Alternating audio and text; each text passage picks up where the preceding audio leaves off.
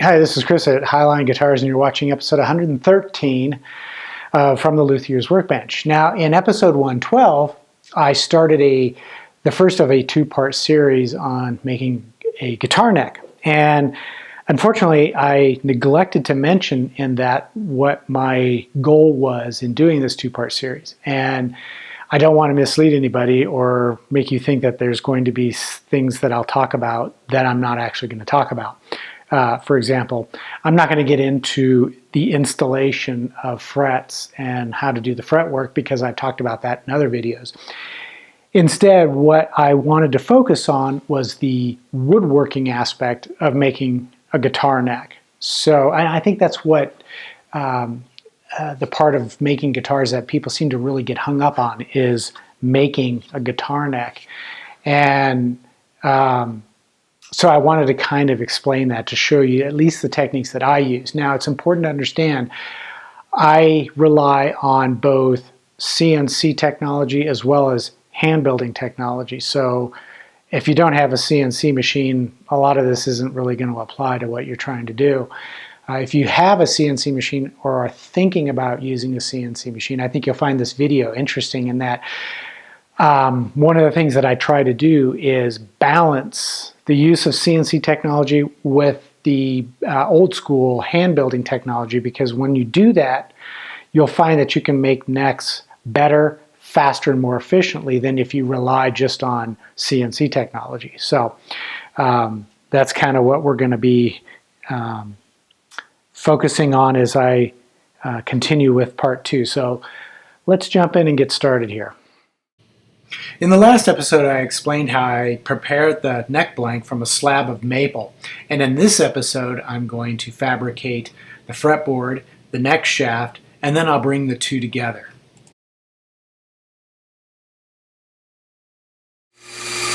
Since I have my own bandsaw, I can save a lot of time and money by preparing my own fretboard blanks. And here I'm resawing one. After rough cutting the blank, it's a bit thicker than I'm going to actually need. I prefer about 1/4 of an inch thickness. So what I'll need to do is run it through my planer and plane it down to the final thickness. The blank is clamped down to my CNC machine, which I'll use to cut the radius, the slots, the marker dots, and then the final perimeter shape. Now, if you look closely at this one, you'll notice that there are two sets of 12th fret marker dots. One set was a mistake. I didn't realize it was in the file. But it was easy to fix by simply using a plug cutter to cut a couple of plugs from the surrounding wood that was scrap, and then I used that to plug the holes, and you can't even see them now.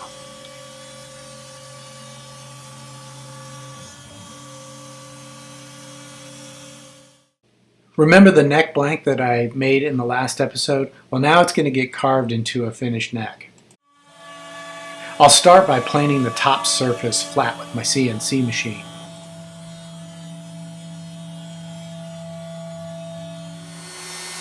This is footage I shot a couple of years ago when I was using my Inventables X-Carve to cut a truss rod slot, but the process is exactly the same with my new CNC machine. To make the neck shape, I use two cutting operations. The first is to cut the contour and the heel shape. And the second cutting operation involves cutting the headstock shape.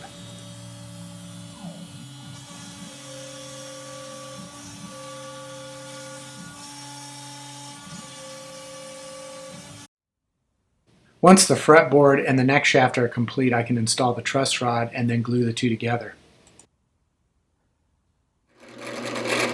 Now, you're probably wondering why I didn't drill the holes for the tuners with my CNC machine, and the reason is when I was preparing the files for the CNC work, I hadn't received the tuners yet, and I really have to have those on hand so I can measure them before including the dimensions in the CNC plan. So I went ahead and just omitted the holes from the CNC process and decided that I would just drill those later, and this is how I did that.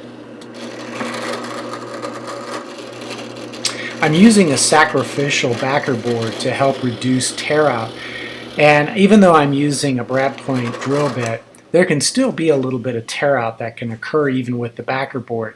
However, what I did in this case is I made the headstock a little bit thicker, and I can sand away any tear out that might occur. I can't use a CNC machine to drill the side marker dots, so I'm going to have to do that by hand. And I know that there are a lot of jigs out there that can help you do this, but in my case, I have no problem just eyeballing it. So I'll draw a line down the center of the edge of the fretboard, and then I'll mark the position of each marker dot with a scribe.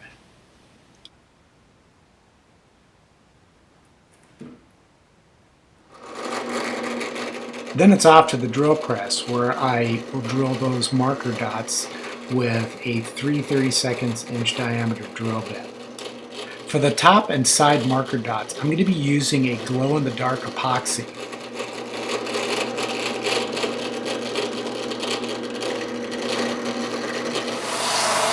To bring the headstock down to its final thickness, I'll use my belt sander, and I'm going to take it down from about 5/8 of an inch thick to 9/16, which is the thickness I always shoot for.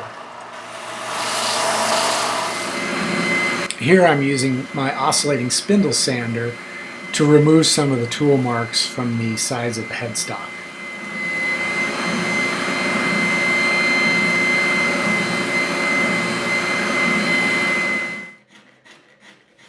I'm using a medium cut Japanese Iwasaka file to remove the glue squeeze out and some of the tool marks that were left by the CNC machine in the back contour of the neck. Sanding can be pretty time consuming, and I'll start with an 80 grit and work my way up to 220 grit, making sure that I use every grit in between. That way I can be assured that the scratches are removed from one grit to the next. Now ultimately I'll probably finish sanding with 400 and 800 grit, but that's going to come much later on.